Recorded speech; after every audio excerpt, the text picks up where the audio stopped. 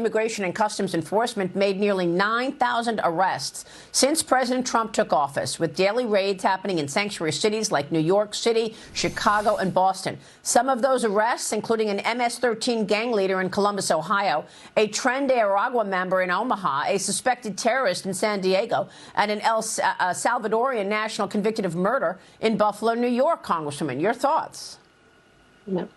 Well, this has been an absolute game changer. President Trump's election is the reason why we're seeing this. Remember when President Biden said he needed some imaginary law to pass in order to secure our border? It was, in fact, President Biden's executive orders, and we were saying that repeatedly. All he needed to do was reverse course and stop those 60-plus executive orders he had put in place. But he refused to. He created this crisis. Here comes President Trump, and we're seeing now that border crossings are down 93%, and these dangerous people that have been in cities like mine are finally being detained and deported. New Yorkers were outraged that their government, our city government, was spending billions of dollars to house people who are gang members, career criminals that were wreaking havoc in our streets. They even arrested somebody in New York City the other day that had two murders in his home country of the Dominican Republic. So these are dangerous people that are being removed. It is a targeted operation, and we're very thankful to the men and women of ICE. And you know what? This could have been a lot easier if the city of New York just cooperated when these people were arrested and turned them over to begin with.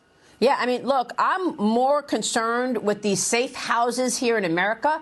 I mean, these drug lords have actually, made money by getting people into America, but then they have created their own huge businesses here with safe houses of drug trafficking and human trafficking. And I asked the border czar, Tom Homan, about it yesterday. Watch this. He was in an undisclosed location when I spoke with him. Watch.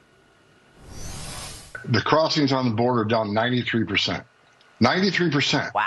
That's a bigger decrease than under the first Trump administration. As far as the deportation operation, we're just shy of, I think we got 5,000 already arrested the first week, and majority of them being criminals. Have you been able to bust into human trafficking operations that are operating in America right now? Because I know that the drug lords got people across, but then they created all these new businesses, drug trafficking and human trafficking businesses, and they've got headquarters in America. I gotta be careful. We're involved. Let me just leave it at that. A lot of this law enforcement sensitive, but we're aware of a lot of it. We're in the middle of some of it, and you're going to see some things happening in the near future on that. Okay, we're going to see some things happening in the near future. He was in an undisclosed location. He's on it, Congressman. How significant do you expect this to be? I'm talking about the businesses in America where they're trafficking drugs and humans.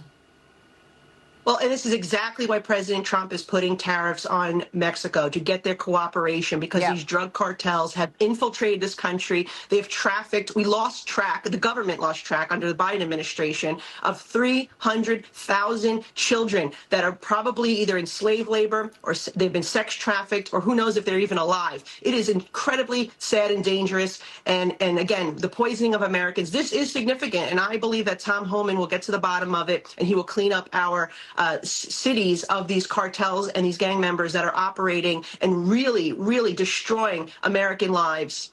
All right.